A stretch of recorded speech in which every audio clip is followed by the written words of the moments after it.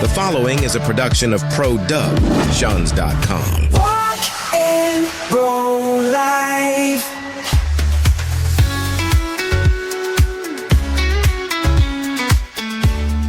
Hello and welcome to Walk and Roll Live. I am Doug Vincent.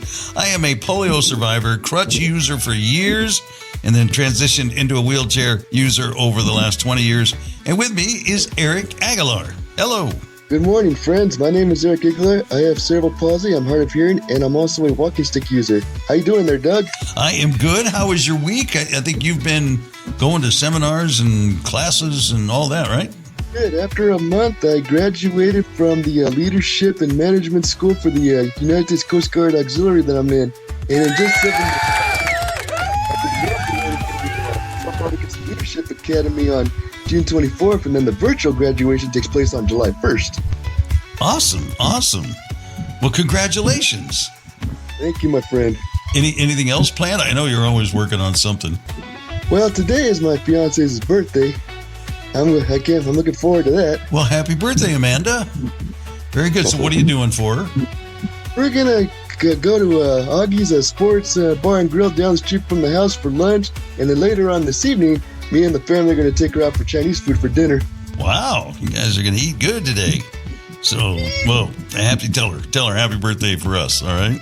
Aye. So we did a couple of our anniversary shows, and then we did a show about the Triumph Foundation Wheelchair Sports Festival, and those went really well. And a lot of comments, a lot of congratulations and all that on our anniversary from a bunch of different people.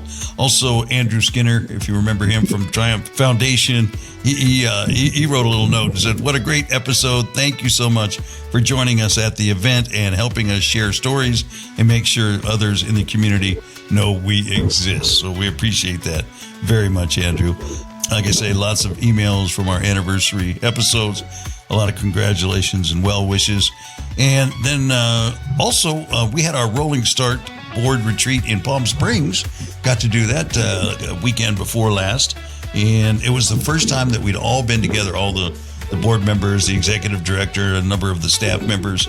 And man, it was energizing to be back in person. We've kept in touch with each other pretty much through our Zoom meetings for board meetings, but there's nothing like being in person. It really got us kind of recharged and ready to go. So now there's a whole lot of other meetings that we're going to have to talk about the things that we talked about at the retreat and kind of action points. So we got to turn that talk into some action. So we're going to take care of that. So looking forward to that. And then Mother's Day. Did you have a good Mother's Day? Oh, yes. Very nice. Did you do something nice for Mom and your future mother-in-law? Oh, yeah. I treated me future mother-in-law to Chili's. The best thing that you can eat at Chili's is the smokehouse combo. You can get a rack of ribs with your 3 choices of sides. You did. Good. Did she enjoy that? Oh, yeah. Yeah. Ain't nothing but Chili's. Very good. Very good. All right. Well, coming up today, we've got an interview with a young lady named Addie Rich, and she reached out to me a few weeks ago. This is a gal that I knew when she was like 5 years old. She was the poster child for March of Dimes in the San Luis Obispo area.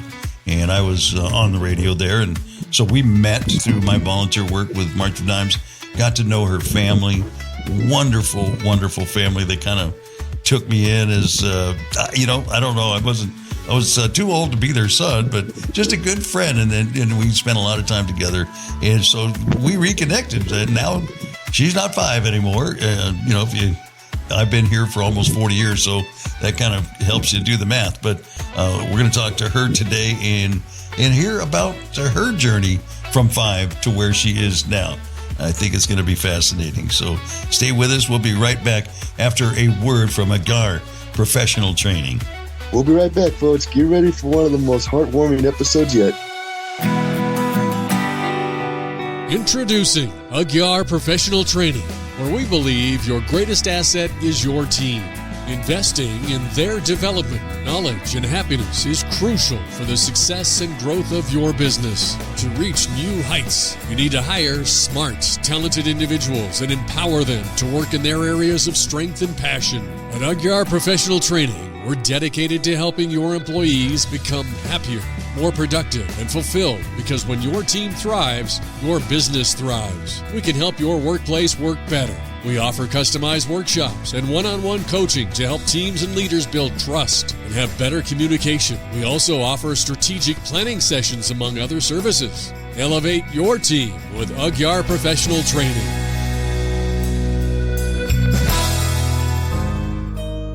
You're listening to Walk and Roll Live Disability Stories. Welcome back to Walk and Roll Live. Our guest this week is Addie Rich. I'm going to let her introduce herself first, and then we'll get into the interview. So my name is Addie Rich. I grew up in San Luis Obispo, California. I'm now in Atlanta. I'm 45 now. And my disability is cerebral palsy, primarily on my right side. My parents are Sandy and David, and my sister is Amanda. Beautiful. Very nice. And I think I've talked a little bit about who Addie is in my life, but let's just start with about, I don't know, maybe a month and a half now, I get a message on Instagram that says, "Are you the same Doug Vincent who was a DJ in San Luis Obispo, Lord knows when?" And I'm like, yeah. And turns out it was Addie, just kind of looking, and maybe I should let you kind of maybe take it from there a little bit. Just what was the impetus for that? Why did you reach out after all these years? I mean, it's the power of social media. I was following something about the Disability Expo in LA, and you commented on somebody's post that I was watching that post, and your name was like clicked in my head of like, wait, that could be Doug. And so I decided not to be nervous and just be like, okay, I'll be the weirdo. No. So I was like, possibly, I mean, like the choices were, yes, it's you, or no, it's not. And you delete my message and move on and we forget about it. But it was you. So that was awesome. Yeah. So we've had a chance to chat a little bit, but, of course, immediately I thought, I got to have her on the show. This story is too good. And you and your family, mom and dad and your sister had a real special place in my heart. And as happens in life, you move on, and you get opportunities, you move far away or separated. And as much as you try to stay in touch, it just becomes very difficult, but you're one of those people that really held a special place in my heart. Your parents were so good to me. And it's interesting because now, from my perspective, I was a single guy back then, and I moved here and met my future ex-wife and all that, and had a baby, and now I have a grandchild. And I think back about that. And there was a few couples while I lived in San Luis Obispo that, I don't know if it was just because I was a single guy, they kind of took me under their wing. And I look back and I think I maybe spent too much time, hanging out with you guys. But I'm so appreciative that you guys took me in and I was a part of your family. You're easy to love, right? I think the feeling's mutual. I think that there are so many good memories of having people like you in our lives that it wasn't just, hey, let me go do this little blip and we'll never see each other again. But it helped shape who you see in me today. Of having people that said, hey, you can do this and you can, you can live a life. You can look at this community. And I try to, now that I'm a grown up, I try to do that for other people, of being like the community that hosts Thanksgiving for my friends who don't have family and friends here. And so I think it's rubbed off. I think, my parents, family is who you make it sometimes. Yeah. And I'm glad you were part of ours. And I'm so glad that we found each other again. So. And let's tell people, kind of how that started. You were and I don't even know if this is a thing anymore, but you were the poster child. It's become a kind of a cliche, but you were the spokesmodel is, I guess maybe it partly is how you would put it, for the local March of Dimes chapter there in San Luis Obispo. So when we would do events, you were always there. You had your little sash on and, And I did print ads and commercials and things with PG&E, and we still have all those funny clippings that now you're like, oh my goodness. But yes, I did. I was 4 and 5. Mm-hmm. And so it was in my job to go around and, say, look at us. Yeah, kind of help us. Got to be the face. Help donate and do different things. Well, that's how it started for me and my brother, and that's kind of why I'm here, it's because as I got older, I knew that March of Dimes in particular, and that's why I volunteered for them in San Luis Obispo and in Easter Seal Society. There was something called, which would never fly today, was called the Crippled Children's Society. And, they all helped my parents. And I don't really know exactly if it was financial or, support in other ways. I'm not sure what it was, but I just know as I got older, I wanted to give back. And then it dovetailed well with radio, because we would do radiothons and fundraisers and public service announcements for all kinds of organizations to help them. So I was able to do that for March of Dimes in the role from the radio station and as a person with a disability as well. Yeah. It's a twofer. Yeah. Kind of a synergy there going on. Huh? Mm-hmm.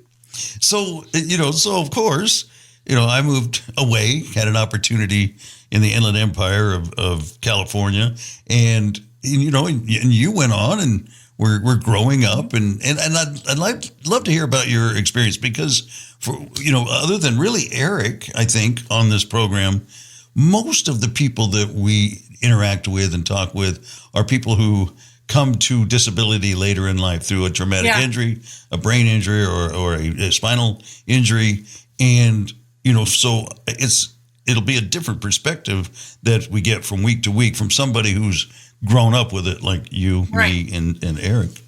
So how was that going to school? I'm curious, in when you were entering school, did you go to public school? Was that an easy transition? So at Cal Poly, I was the first disabled child in their preschool program.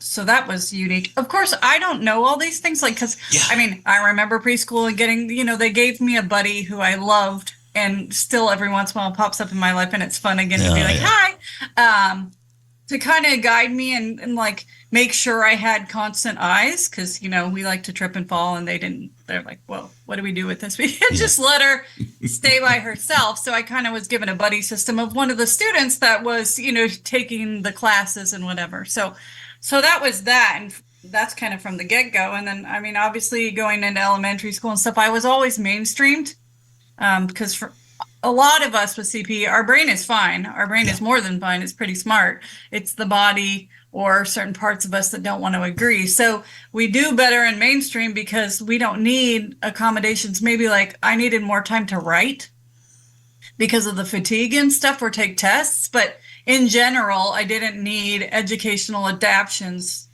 in that way. So I was always mainstreamed, and it was an interesting experience. I always had good friends. My best friend, that is still my best friend, we've been best friends since kindergarten.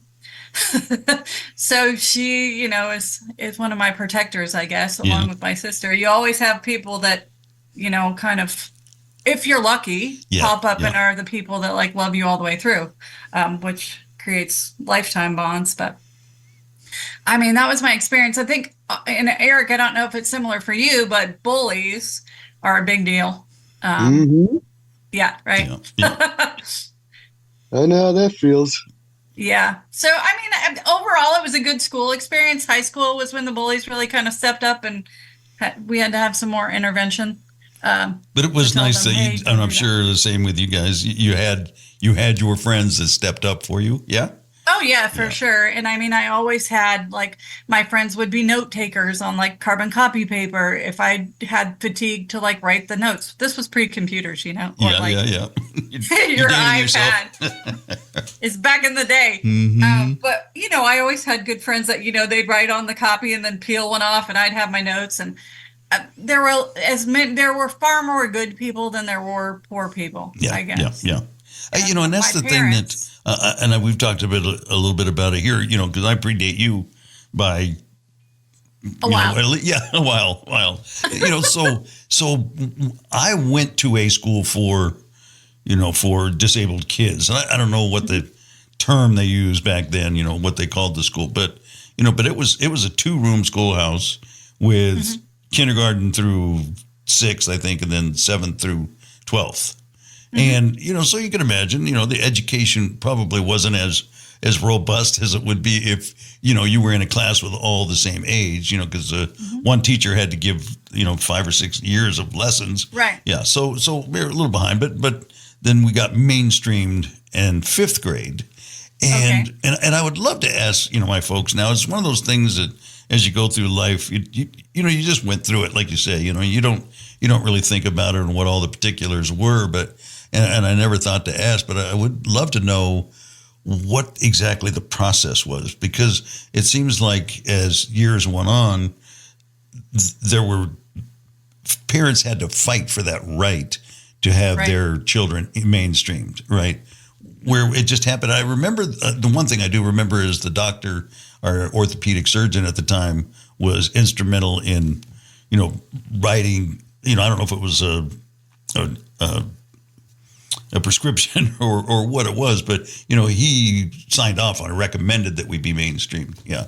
So yeah, and there were kids that were there for us. A lot of times it wasn't out and out bullying. A lot of times it was good natured fun they were having, but definitely at our expense. And I had other friends that I would find out later who they took care of business, so to speak. So you knew you had people looking out after you. Yeah. Right. But as far as school was, I wonder about that. So then, leap a few more years, and you were mainstreamed, but and I don't know how it all works politically within the school system.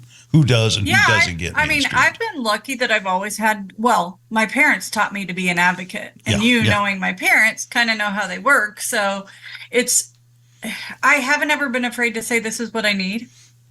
Yeah. And so I think that kind of helped me because I could be my own voice. Like, I didn't particularly like people to talk for me. Right. And that was back before that was a thing. I think I could say what I needed. Right, Addie? Yeah. That was back before. Now Eric has been going to advocacy, what seminars? What do you call it, Eric? Oh, yes. I am a self-advocate for the State Council Developmental Disabilities Office in San Bernardino. I'm also their vice chair for their regional advisory committee, a member of the statewide self-advocacy network, a student in the Leadership Advocacy Academy that's going to go on till June 24th. I graduate July 1st. I didn't become an advocate, though, until later on in my adult years. And like you, I was mainstreamed as well, but not till my senior year of high school. And the saving grace was I graduated a year early than the rest of my class. And to this day, I'm still well protected by all who know me. Do you have a sense, Eric, of why they waited till the 12th grade to mainstream you? I don't really want to blame the special ed program. The thing was, they didn't necessarily catch it until my junior year, because what happened was they started noticing I was getting bored, during class, and I was one of those students that always finished his work early and had the rest of the class to do as I pleased, and that wasn't really helping. And I spoke up one day and said, I'm getting kind of bored here. What's going on here? And then we had the IEP meeting, and then they decided to mainstream me from my senior year. I'm no educator with any kind of master's or any kind of degree, but it seems like that didn't just start in your junior year. That ability to, to accomplish things and maybe even accomplish them early. So somebody missed that one, the cues on that one, I would think. Yeah, well, and I think honestly, so I taught middle school when I did Teach for America. And I think a lot of times there's probably a lot of paperwork in politics. It's just easier to let him be at his own wits for a while, as long as he's not being destructive or like tearing up the classroom, then it's easier. And that's sad that the system's just like, well, let's go the easy way. And a lot of times I don't think parents are advocates, and not because they wouldn't be, but again, I think they're probably they don't know how. They don't know how, and they're not being led by the system. Yeah. He's fine where he's at. This is what we've got for him. He gets special treatment in this area of the school. So that might help him. Yeah. I think we got lucky. Well, I mean, I think my parents got lucky because the community around them, like I think March of Dimes had a good riff kind of, because you had like Jenny Lazzarini, who was running that, who knew people in the community. It's kind of like a stepping stone block thing, who, so-and-so connects you to so-and-so. Yeah. And that's kind of how that happens. Because even in high school, I did a youth leadership forum, And that was for like 50 students all over California with disabilities. I still don't know like who put my name in, but that was like amazing. So I was always kind of presented these opportunities to see and do things. But it was interesting for me because I was pretty much my own community at school. There weren't a lot of disabled kids. So to be in a group of entirely disabled people was like amazing for me because it hadn't happened. Yeah, yeah. That is wonderful, Abby. I, too, attended the Youth Leadership Forum back in the summer of 2009 in Sacramento. Yeah, isn't it cool? It was super fun. They do all that dance and different stuff, right? Yes. I was 19 at the time. I'm what I call an old man now. Right? I think I was 18 when I went. So, yeah, it's right around that time for people that they're identifying as leaders, and they want you to. Which I think that's everybody. You know, I mean, everybody can, on some level, be a leader of your own life, you know, at the very, you know, basic core of it. You know, and I think that's where, you know I got lucky with my parents just, you know, not so much, I guess they were advocates. Again, you're a child, so you don't know what's going on behind closed doors for you. Right. But I'm sure, especially my mom, but, you know, they were counseled by some people, you know, a nurse very early. I know my dad tells a story about a nurse that said, you know, don't treat these children any different, you know, which he took to heart. And that's the way it was. You know, we had two able-bodied siblings. Me and my brother were both disabled. And, you know, we had to do chores just like everybody else, you know. Exactly. Yeah. Chores, get in trouble. Like, yes. Yeah. You do it different, but it doesn't mean you don't do it. So you're equally culpable for whatever mischief is happening. Absolutely. Absolutely. So, so you get through school now. I know through our conversations, I kind of know that you got some degrees in one area and never intending to be a teacher. You alluded to it a little bit ago that you were a teacher. So talk to us about how that came about. Yeah, so I did Teach for America, which is like a domestic Peace Corps, and they recruit like top graduating people in certain subjects. And so I had a degree in English and psychology, a minor in psychology. And about a month and a half before graduation, they called me and said, "Hey, you want to apply for us? We think your background is really strong, and because they pick people who not only have like a high level of academic success, but you've done like community work." So like I volunteered at the juvenile hall. I had done a lot of like community advocacy and things. And so they try to pick those people that they think are going to survive with like an emergency credential in an inner city environment, because we're basically sent into failing schools to teach on a 2-year term. So when we talked about this, is one of the fascinating things about this. So here you are. You've got a disability now. Real quickly, was that ever considered? Did they even know when they considered you? You know what? I don't know if they knew, because I don't know how they actually aggregate the information about you.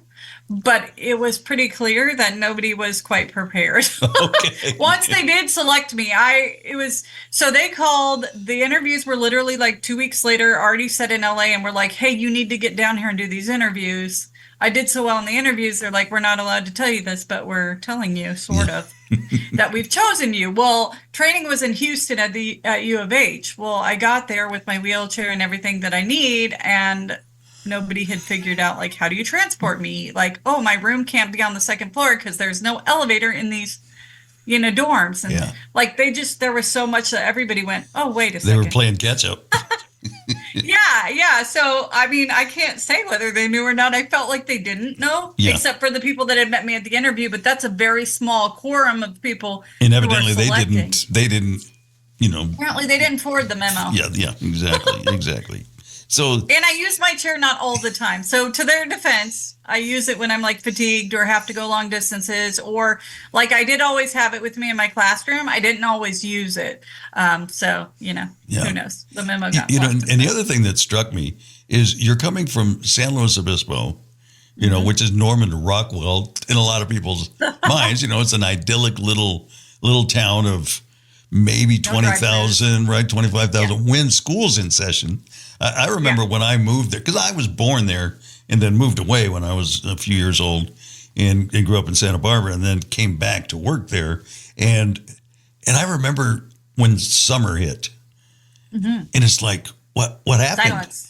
Yeah. What you don't wait in line anywhere. It's just like, because there's 10,000 kids that the vast majority of them would go home for the summer. And all of a sudden it was a whole different town.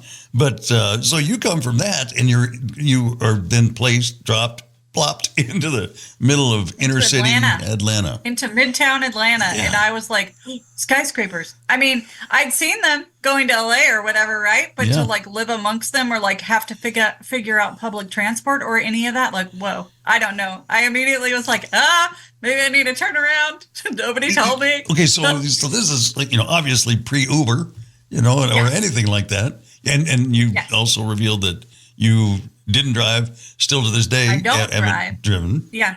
Right. Correct. So how did you figure that one out? Well, creativity and taxis. Like in the beginning, I really utilized the taxi system and prayed I didn't get murdered in a taxi.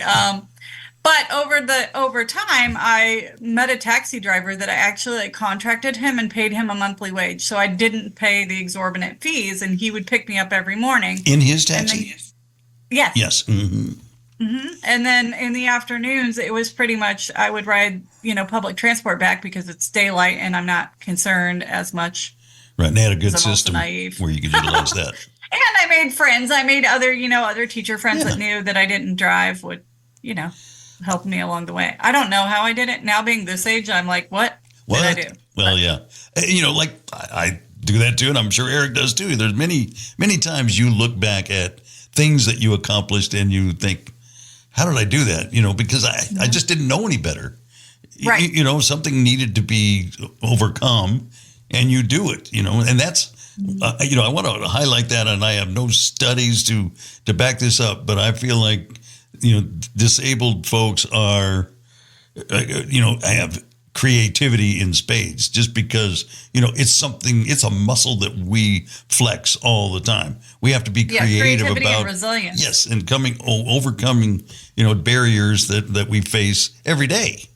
They're less and less, of course, with ADA, but there's so many things that you have to figure out. How am I going to do this? How am I going to get around this? And we do it every day. So it's just something that's second nature. Yeah. I mean, even for me, and I don't know if it's this way for you, Eric, but like, since it's on my right side, it still affects my whole body. So like carrying liquids or plates or food or like ADA is not going to help me with that. I still have to figure out how to navigate that. So it's all even little stuff where, how do you do this? Yeah. And we just have to figure it out. Yeah. Oh, yes. It's funny that you say that, Abby, because when I ask myself the same question every day, I have somewhat of a learning disability. And like you, I have cerebral palsy on the right side of my body that affects one arm and one leg. And my left side is actually stronger than my right. And if you look at me closely in person, my right arm is shorter than my left. And I use a walking stick now that I'm older. And I remember what it's like being in a wheelchair. I used to do donuts in it. I used to do wheelies. It was fun. It can be fun. Nice.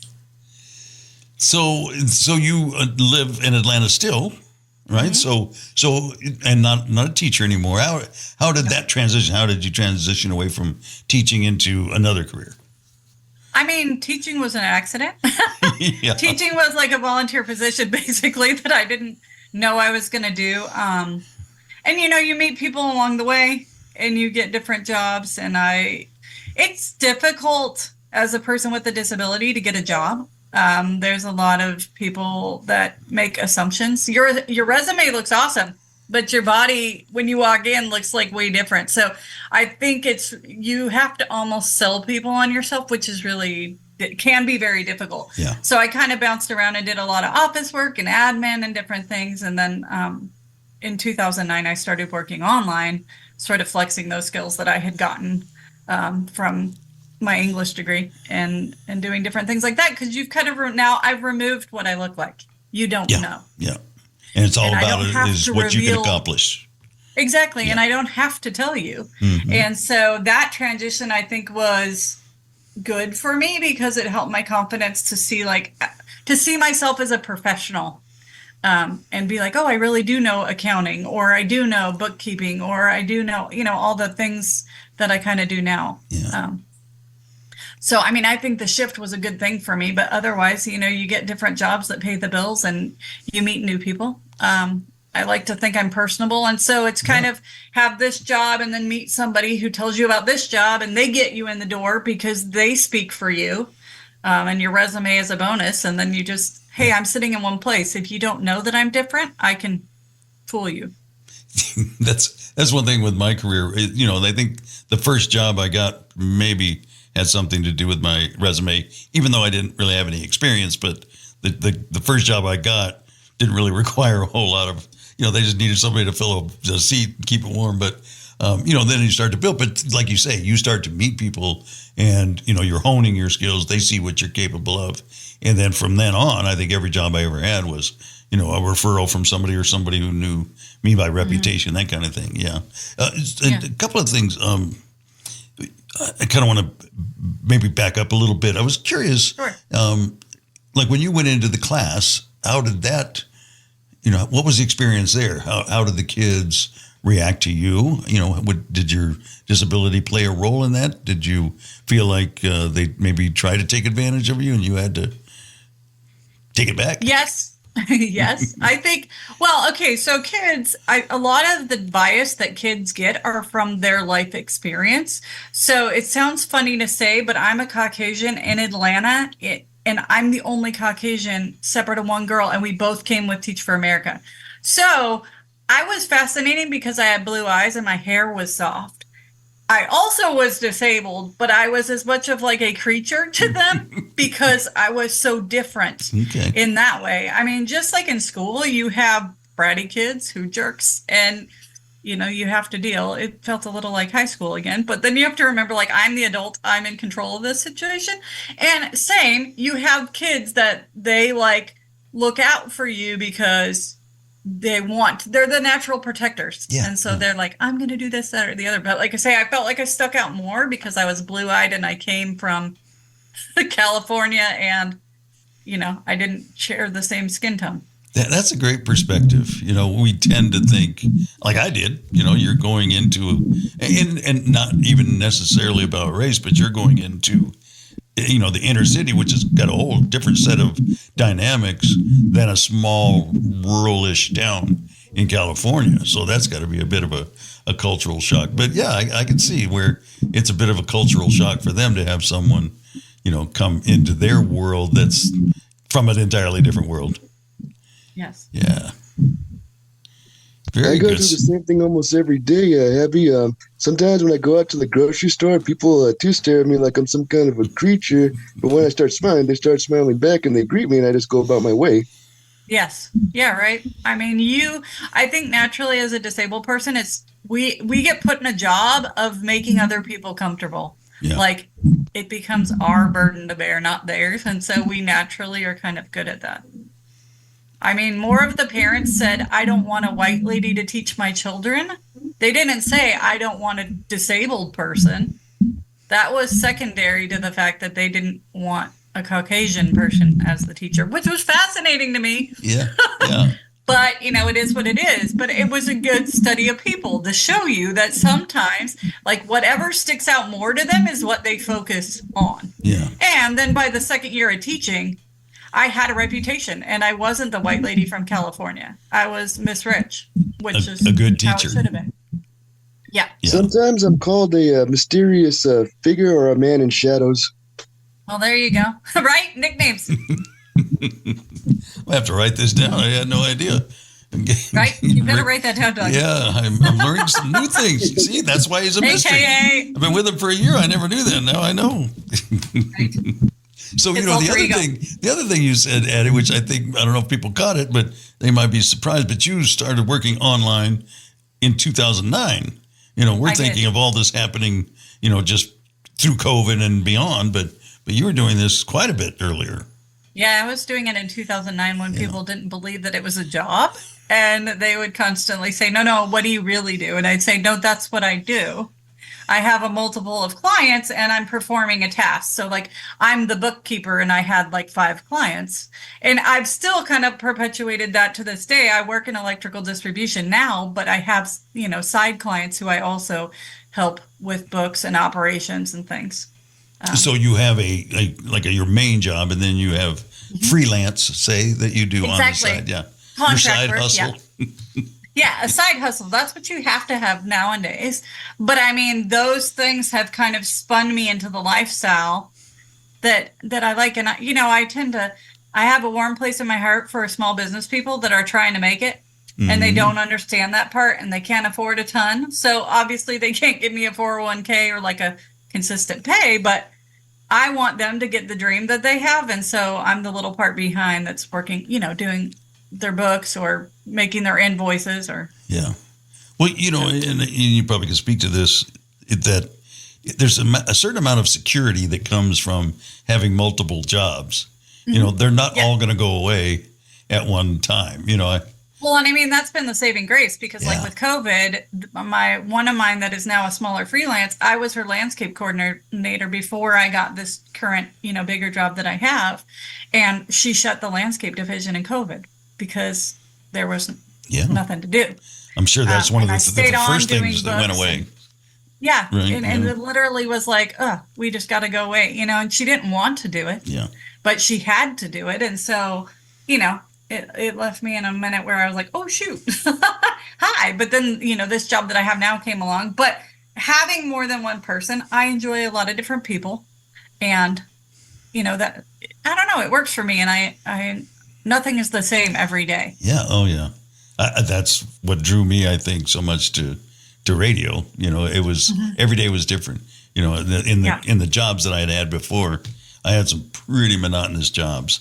And I could not stand it. So I wanted something like that. Yeah. So that was one of the aspects. And just to kind of bring it back to, what we're all about here at Walk and Roll Live.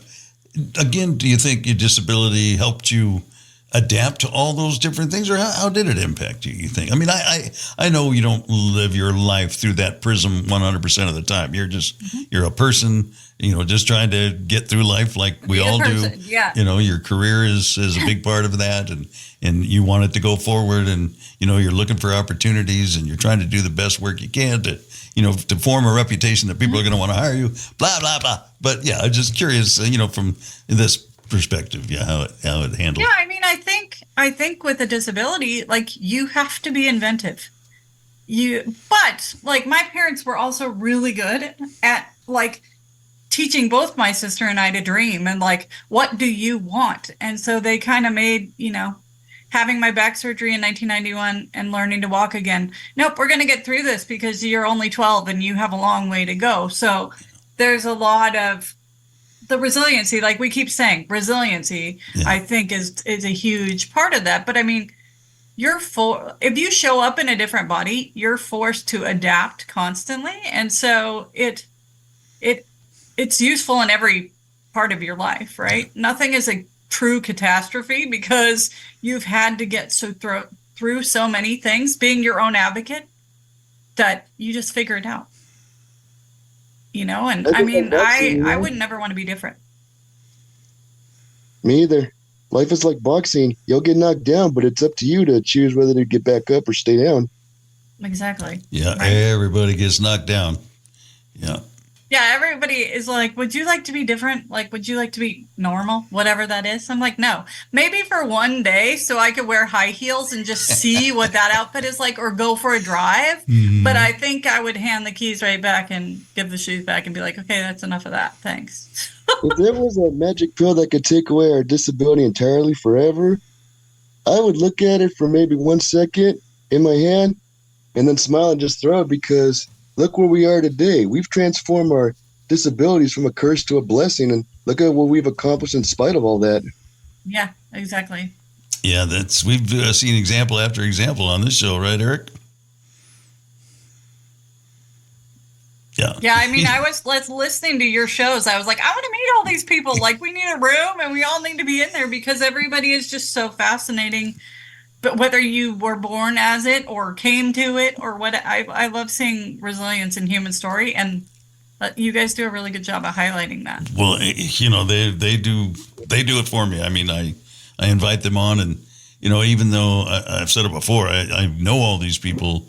I haven't gotten down into the minutia of their stories like I have on this show, and I already admire them, for what they've accomplished in life. And then when I find out what it took to get there, because I wasn't really prepared for that. I don't know what I was thinking, what it was going to be like. But, so many folks who, especially that they had lives that they had started before, obviously, and in some cases had well underway. And then it instant changes their entire life and the direction it's going. And some, like we talked about here, some of those jobs that they had before, they could have continued doing even with a disability. But people weren't ready for that. Their employers weren't ready, to give them a chance or whatever it was.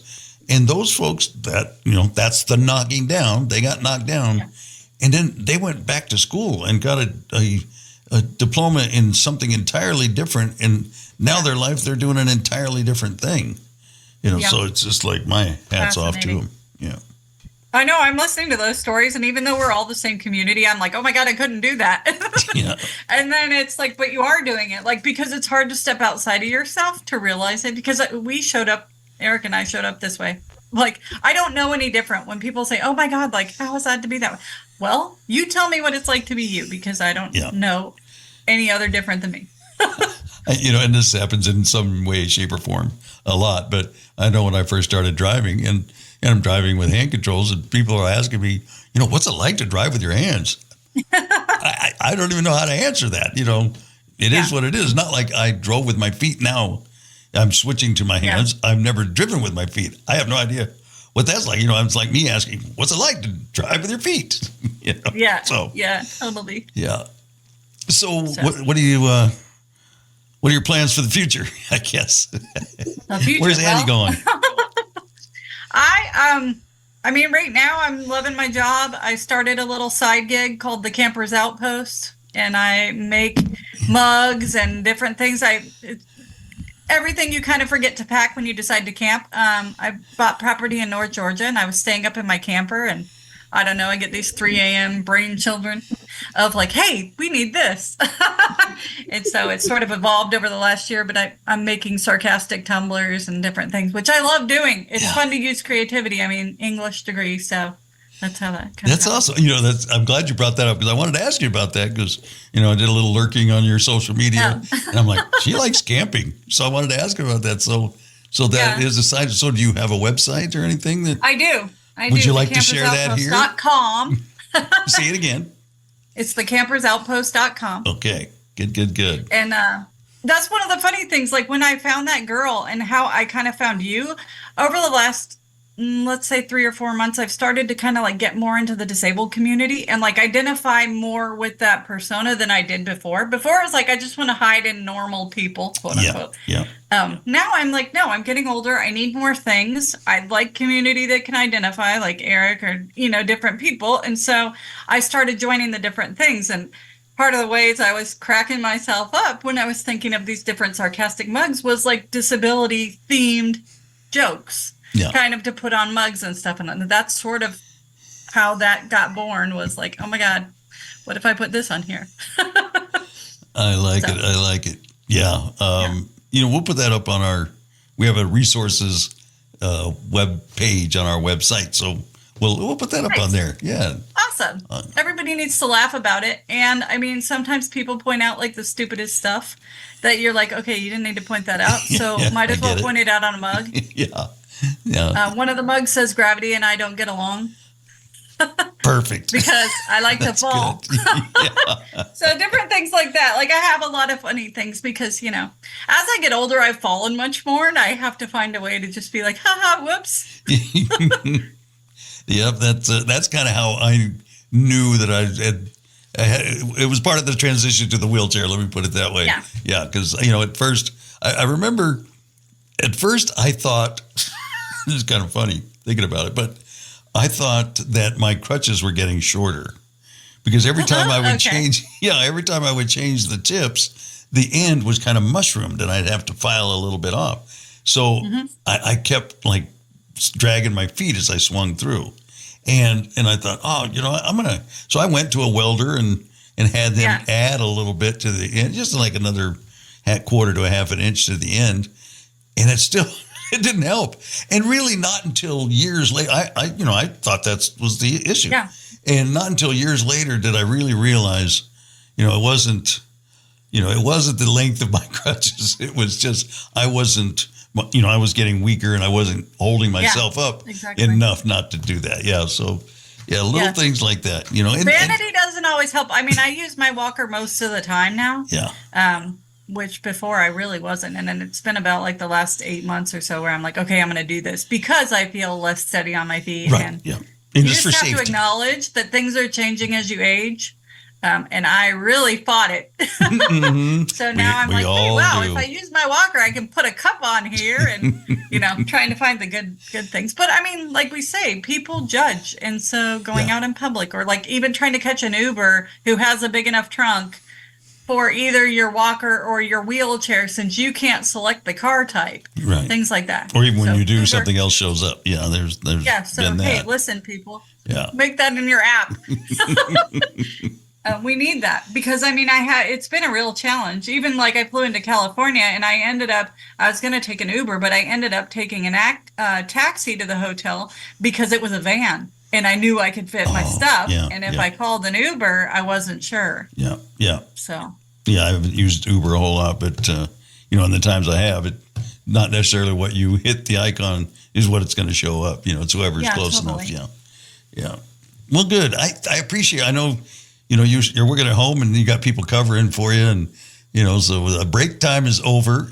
I got to let you go. Break time is over. But, thank you for coming on. It's great catching up. We'll stay in touch. And please, I know your dad has passed. God rest his soul. And say hi to your mom and your sister. And I will. They're very excited we reconnected just as much as I am. So I'm grateful to have a chance to be with you today. Absolutely. It was a dream honor to meet you, Abby. Oh, nice. That's so awesome. Exciting news, folks. We've spiced up Walk and Roll Live with a fantastic new feature on our website that's bound to elevate your podcast experience. Ever fancied having a lively chat about our episodes as if you were chatting with your best buddy? Well, guess what? Now you can. Our episodes have gone interactive, eagerly awaiting your questions and banter. Dive into a chat with our podcast and let's spark some engaging conversations. Give it a whirl and drop us a line with your thoughts. Check out these awesome features. Check it out at walkandrolllive.com. You're listening to Walk and Roll Live Disability Stories.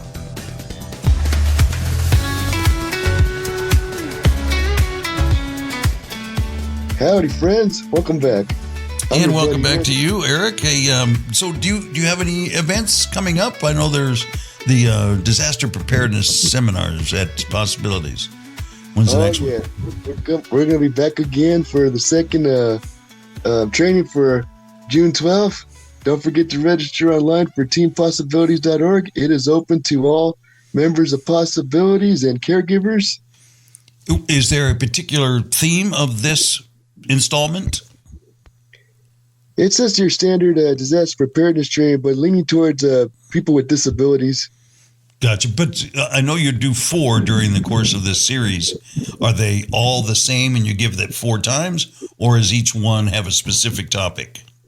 This year, it's gonna be the same lecture, and I'll give it 4 times. The only thing I don't like about this is that the last session is gonna be on my birthday and anniversary. I'm like, oh dang!